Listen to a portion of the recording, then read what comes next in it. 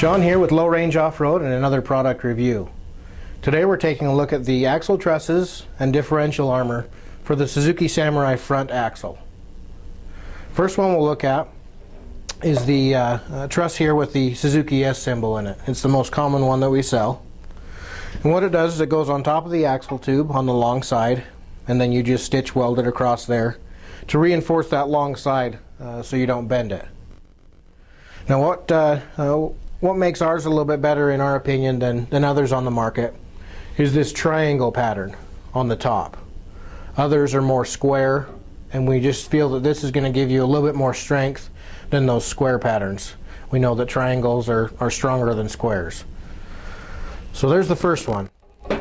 We also sell a solid one. It doesn't have the S in it on either side. And a lot of people will buy both because they'll use this one on the bottom and reinforce that axle that much more.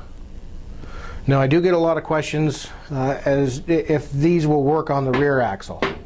And they will. They'll work on the long side of the rear axle, but you've got park brake mounts, park brake cable mounts on there that you will have to cut and then re-weld back to the truss and configure those somehow.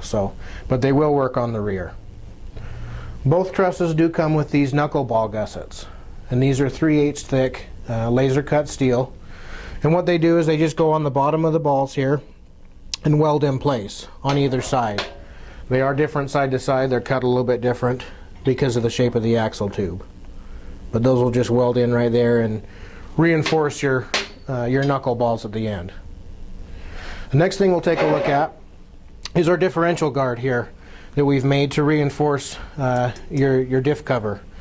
It's pretty thin from the factory, and if you were to hit this with a rock or anything else, you can definitely do damage to the ring gear and then possibly your locker, and that can get expensive. So definitely a good idea to run a diff guard. This one here is made from 3/16 inch steel, laser cut, press bent, and then we do weld on our little logo there, so it looks pretty good. You can still get to your fill plug, and it does still have some openings here to let any water or mud go through. So you just weld that in place and then shoot it with some paint. If you have any questions about any of these or would like to order it, please give us a call or log on to lowrangeoffroad.com.